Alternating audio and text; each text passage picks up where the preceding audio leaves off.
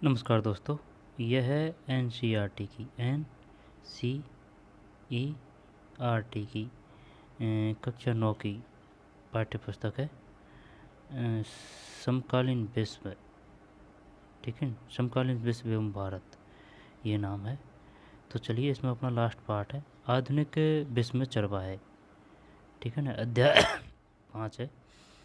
तो चलिए, हर एक फैक्ट को और तथ्य को आराम से समझते हुए याद करते हुए चलते हैं, और जितने भी जहाँ से जैसे क्वेश्चन बनेंगे उन सभी को देखेंगे, पढ़ें, क्योंकि लाइन की लाइन उठा के दे दी जाती है क्वेश्चनों में, तो हर एक लाइन याद होना चाहिए। तो चलिए शुरू करते हैं। आधुनिक विश्व में चरवाहे, अध्याय 5, कक्षा 9 की है। ठीक है, ये भेड़ें हैं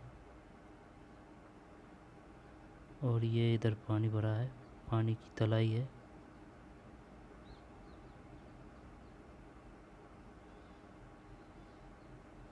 पूर्वी गढ़वाल के बुग्याल में चरती भेड़ है। पूर्वी गढ़वाल के बुग्याल में चरती भेड़ है।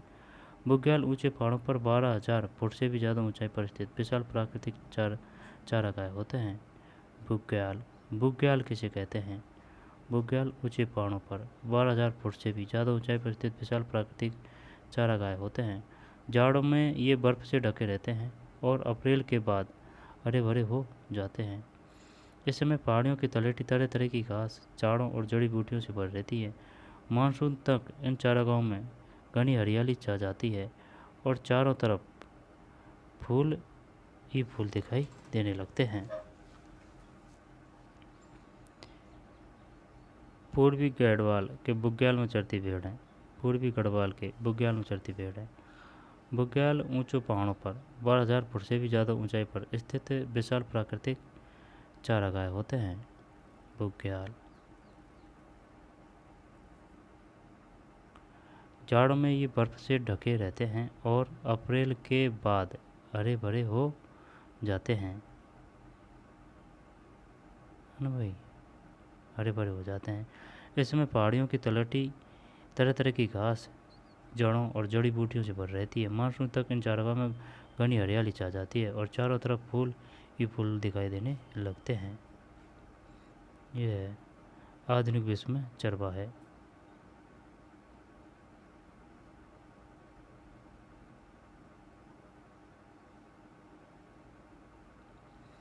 इस अध्याय में आप घुमंतु चरवाहों के बारे में पढ़ेंगे।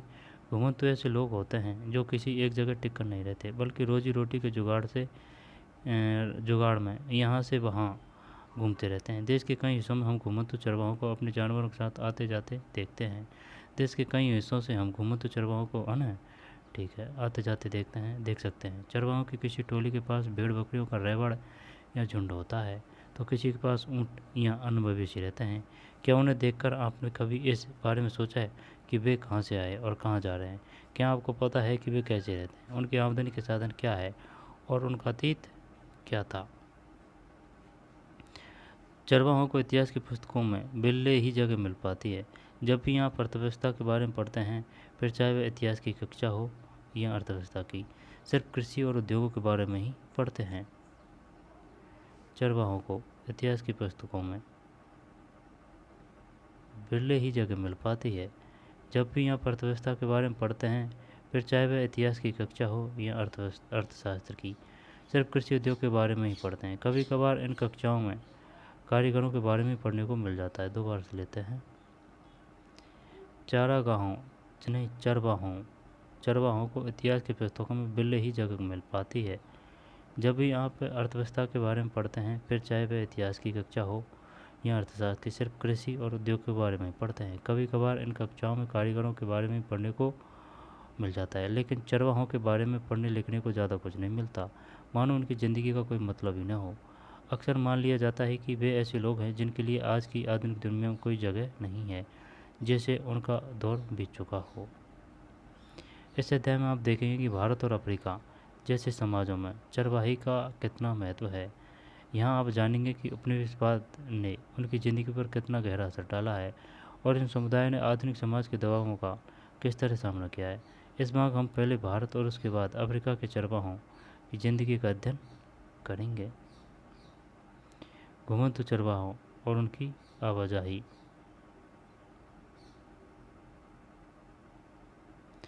घुमंतु चरवाहे और उनकी आवाजाही।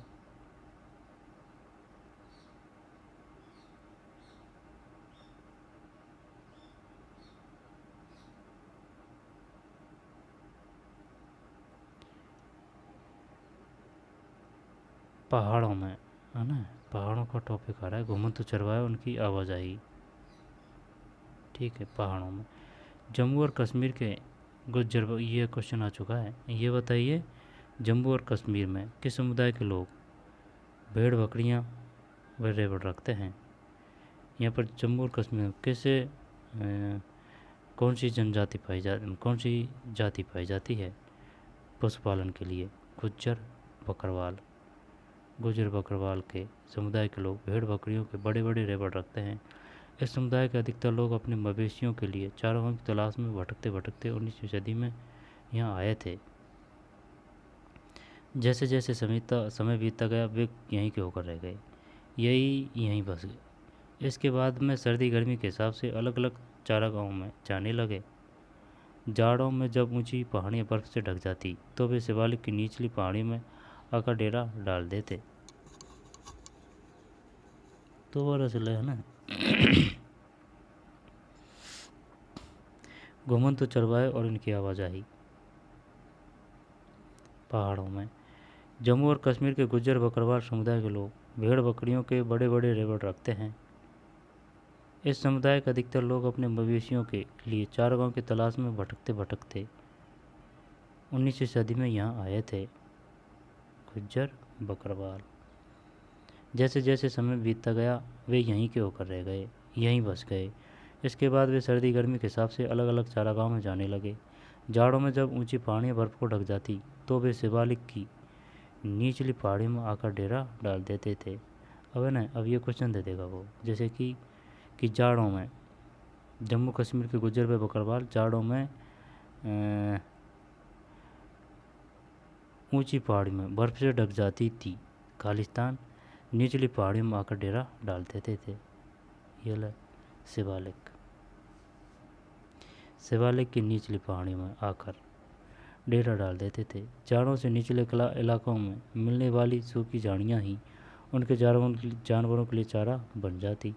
अप्रैल के अंत तक वे उत्तर दिशा में जाने लगते। गर्मियों के चारागाहों के लिए इस सफ़र में कई परिवार काफिला बनाकर साथ साथ चलते थे। तो वर्ष लेते हैं।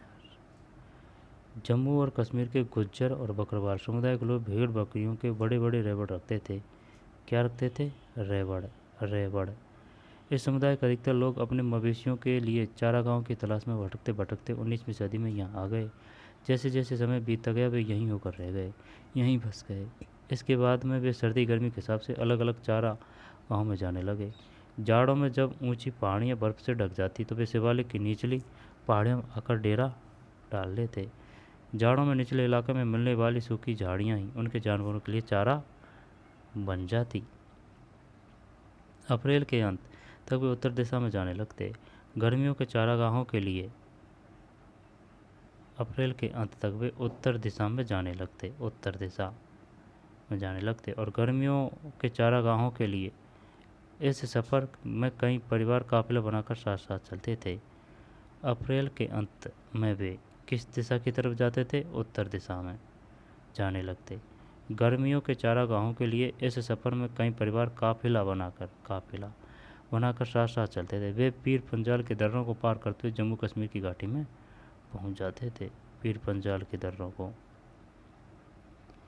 जैसे ही गर्मियाँ शुरू होती जम ही बर्फ़ की मोटी चादर पिघलने लगती। जैसे ही गर्मियाँ शुरू होती जम ही बर्फ़ की मोटी चादर पिघलने लगती। चारों तरफ हरियाली छा जाती। इन दिनों यहाँ उगने वाली तरह तरह की घास से मवेशियों का पेट भी भर जाता था और उन्हें सेहतमंद खुराक मिल जाती थी। सितंबर के अंत में बकरवाल एक बार फिर अपना बोरिया बिस्तर समेटने लगते।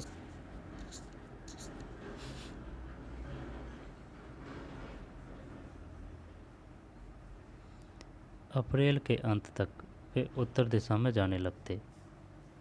अप्रैल के अंत तक किस दिशा में जाने लगते? उत्तर दिशा में जाने लगते। गर्मियों के चारागाहों के लिए इस सफ़र में कई परिवार काफिला बनाकर साथ साथ चलते। वे पीर पंजाल के दर्रों को पार करते हुए कश्मीर की घाटी में पहुंच जाते।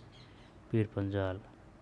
जैसे ही गर्मियाँ शुरू होती जम हुई बर्फ़ की मोटी चादर पिघलने लगती और चारों तरफ हरियाली छा जाती। इन दिनों यहाँ उगने वाली तरह तरह की घास से मवेशियों का पेट भी भर जाता था और उन्हें सेहतमंद खुराक मिल जाती थी। सितंबर के अंत में बकरवाल एक बार फिर अपना बोरिया बिस्तर समेटने लगते। इस बार वे वापस अपने जाड़ों वाले ठिकानों की तरफ नीचे की ओर चले जाते। जब पहाड़ों की चोटियों पर बर्फ़ जमने लगती तो वे निचली पहाड़ियों के शरण में चले जाते। पास कई पहाड़ों में चरवाहों का एक और समुदाय रहता था। हिमाचल प्रदेश के इस समुदाय को गद्दी कहते हैं। क्या कहते हैं? गद्दी। पास के पहाड़ों में चरवाहों का एक समुदाय रहता था। हिमाचल प्रदेश के इस समुदाय को गद्दी कहते हैं। ये लोग भी मौसमी उतार चढ़ाव का सामना करने के लिए इसी तरह सर्दी गर्मी के हिसाब से अपनी जगह बदलते रहते थे। वे भी शिवालिक की निचली पहाड़ियों में अपने मवेशियों को झाड़ियों में चराते हुए जाड़ा बिताते थे।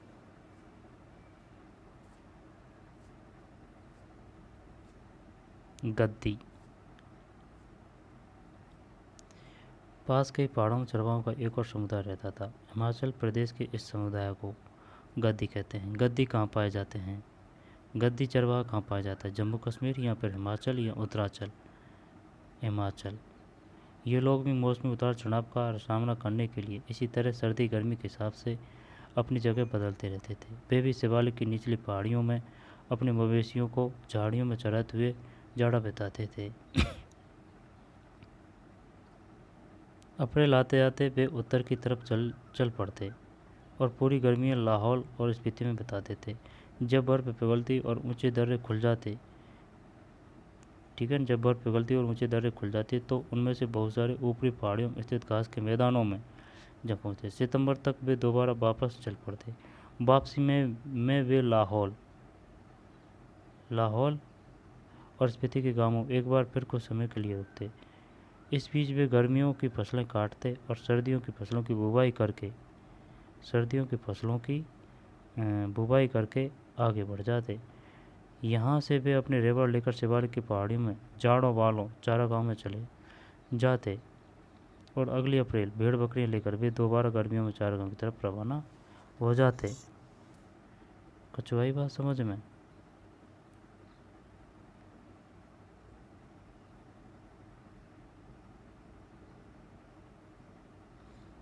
सितंबर तक वे दोबारा वापस चल पड़ते। वापसी में वे लाहौल, इस बात आ रही है किसकी? गद्दी की बात आ रही है। और ये किसकी बात आ रही है? ये आ रही है गुज्जर बकरवाल समुदाय की। वैसे सेम ही है वो, लेकिन जगह अलग अलग है ना। जैसे कि ये चराते कहाँ? लाहौल और स्पीति में बिताते थे। जब बर्फ़ पिघलती और ऊंचे दर्रे खुल जाते तो उनमें से बहुत सारे ऊपरी पहाड़ों में स्थित घास के मैदानों में जा पहुँचते। सितंबर तक दोबारा वापस चल पड़ते। वापसी में वे लाहौल और स्पीति के गांवों एक बार फिर कुछ समय के लिए रुकते। इस बीच वे गर्मियों की फसल काटते और सर्दियों की फसलों की बुवाई करके आगे बढ़ जाते। यहाँ से वे अपने रेवड़ लेकर शिवालिक की पहाड़ियों में जाड़ों वाले चारागाहों में चल जाते और अगली अप्रैल में भेड़ बकरी लेकर वे दोबारा गर्मियों के चारागाहों की तरफ रवाना हो जाते। यहाँ से वे अपने रेवड़ लेकर शिवालिक की पहाड़ियों में जाड़ों वाले चारागाहों में चले जाते।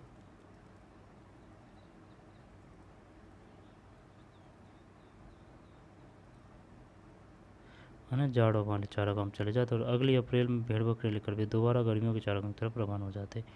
आइए अब जरा पूर्व की तरफ चलें। गढ़वाल और कुमायूं के गुज्जर चरवाहा सर्दियों में भाबर के सूखे जंगलों की तरफ, गर्मियों में ऊपरी घास के मैदानों में बुग्याल की तरफ चल जाते थे।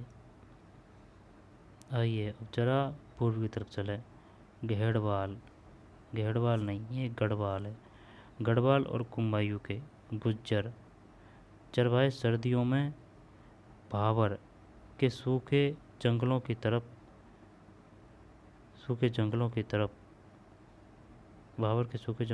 और गर्मियों में, एक मिनट, आइए अब ज़रा पूर्व की तरफ चलें। गढ़वाल और कुमायूं के गुज्जर चरवाहे सर्दियों में भाबर के सूखे जंगलों की तरफ और गर्मियों में ऊपरी घास के मैदानों बुग्याल की तरफ चले जाते थे।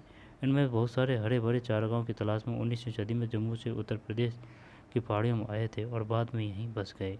सर्दी गर्मी के हिसाब से हर साल चारागाह बदलते रहने का यह चलन हिमालय के पर्वतों में रहने वाले बहुत सारे चरवाहा समुदाय में दिखाई देता था। यहाँ के भोटिया, शेरपा और कन्नौर समुदाय के लोग भी इसी तरह के चरवाहे थे।